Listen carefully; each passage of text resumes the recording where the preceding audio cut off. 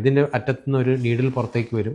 അതിൽ നിന്നും നീരാവി, അതായത് സ്റ്റീം ഇഞ്ചക്ഷൻ പ്രോസ്റ്റേറ്റിലെ 3-4 ഭാഗങ്ങളായി നമ്മൾ ഇഞ്ചെക്ട് ചെയ്യുന്നു. അത് പതുക്കെ പതുക്കെ നമ്മൾ എൻലാർജ് ചെയ്ത ഈ തടസ്സം ഉണ്ടാക്കുന്ന പ്രോസ്റ്റേറ്റ് ഭാഗം പതുക്കെ പതുക്കെ ചുരുങ്ങി ആ മൂത്രക്കുഴൽ വളരെ തുറന്ന് മൂത്രത്തിന് സുഖമായിട്ട് പോകാനുള്ള പാസേജ് ഉണ്ടാകുന്നു. നമ്മൾ രാവിലെ വന്ന് നമ്മൾ ഈ പ്രൊസീജിയർ ചെയ്യുകയാണെങ്കിൽ അന്ന് തന്നെ നമുക്ക് വീട്ടിൽ പോകാൻ പറ്റും.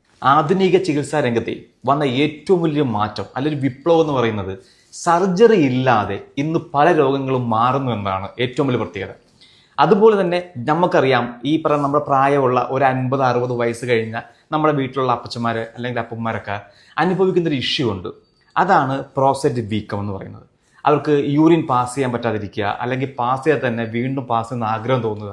ഇത് വലിയൊരു അസ്വസ്ഥതയാണ്. അതൊക്കെ നമ്മൾ അനുഭവിച്ചുകൊണ്ടിരിക്കുന്ന നമ്മുടെ കുടുംബത്തിലെ പലർക്കും. അങ്ങനെയുള്ള ആളുകൾക്ക് അത് മാറാൻ ഇന്ന് നിലവിലൊരു സാധനം ഉണ്ടാകും, ഒരു ട്രീറ്റ്മെൻറ്റ് ഉള്ളതെന്ന് വെച്ചാൽ ഓപ്പറേഷൻ മാത്രമാണ്. എന്നാൽ ഈ പ്രായമുള്ള എല്ലാവർക്കും ഓപ്പറേഷൻ ഭയങ്കര ഭയവുമാണ്, അതിനവർ തയ്യാറാവത്തില്ല. അങ്ങനെയുള്ള ആ ഒരു സംഭവം ഇന്ന് പൂർണ്ണമായി മാറാൻ പോവുകയാണ്. കാരണം എന്താണ്? ഒരു പുതിയ ട്രീറ്റ്മെൻറ്റ് മെത്തേഡ് വന്നിരിക്കുകയാണ്. ഈ ഡോക്ടറെ, ഞാൻ ഈ ട്രീറ്റ്മെൻറ്റിനെ കുറിച്ച് പറഞ്ഞു. എന്താണ് ഈ ട്രീറ്റ്മെൻറ്റ് ആക്ച്വലി? ഓപ്പറേഷൻ കൂടാതെയുള്ള പ്രോസ്റ്റേറ്റ് ഗ്രന്ഥി വീക്കത്തിൻ്റെ ചികിത്സയിൽ ഏറ്റവും ആധുനികമായി വന്ന ഒരു ചികിത്സാ രീതിയാണ് rhizome therapy, rhizome water vapour therapy എന്ന് പറയും. ഈ തെറാപ്പി കൊണ്ട് ഉദ്ദേശിക്കുന്നത് ഓപ്പറേഷൻ കൂടാതെ നമ്മുടെ പ്രോസ്റ്റേറ്റ് ഗ്രന്ഥിൻ്റെ വീക്കം നമ്മൾ ചുരുക്കിക്കളയുക എന്നുള്ളതാണ്. അതിൻ്റെ പ്രിൻസിപ്പിൾ എന്താണെന്ന് വെച്ചാൽ ഒരു പ്രോബ് ഉണ്ട്, റിസം പ്രോബ് എന്ന് പറയും. ഞാൻ കാണിച്ചു തരാം.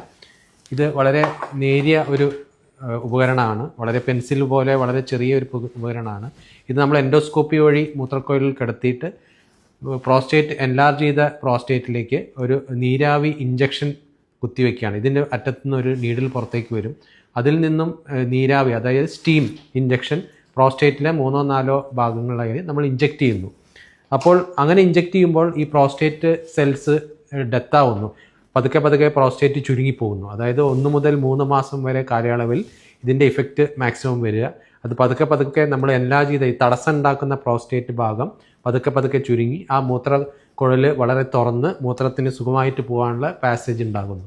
അതാണ് ഇതിൻ്റെ അഡ്വാൻറ്റേജ്. എന്താ വെച്ചാൽ ഓപ്പറേഷൻ്റെ സൈഡ് ഇഫക്ട്സ്, അതായത് ഓപ്പറേഷൻ കാരണം കുറേ ബുദ്ധിമുട്ടുകൾ ഉണ്ടാവാം. അതായത് പ്രോസ്റ്റേറ്റ് മുഴുവൻ ഓപ്പറേഷൻ ചെയ്തെടുത്താൽ ബ്ലീഡിങ് വരാം. അങ്ങനെ പിന്നെ മൂത്രക്കുഴലിൽ സ്ട്രിക്ചർ എന്ന് പറഞ്ഞാൽ മൂത്രക്കുഴൽ ചുരുങ്ങിപ്പോകുന്ന അസുഖം, അല്ലെങ്കിൽ പിന്നീട് സെക്ഷുവൽ സൈഡ് ഇഫക്ട്സ്, അതായത് സ്ഖലനം ഉണ്ടാകാതിരിക്കുക, അല്ലെങ്കിൽ ഇറക്ഷൻ്റെ പ്രോബ്ലംസ്, ഉദാഹരണക്കുറവ്, ഇതെല്ലാം ഓപ്പറേഷൻ കാരണം, പ്രോസ്റ്റേറ്റിൻ്റെ ഓപ്പറേഷൻ കാരണം വരാവുന്ന കോംപ്ലിക്കേഷൻസ്.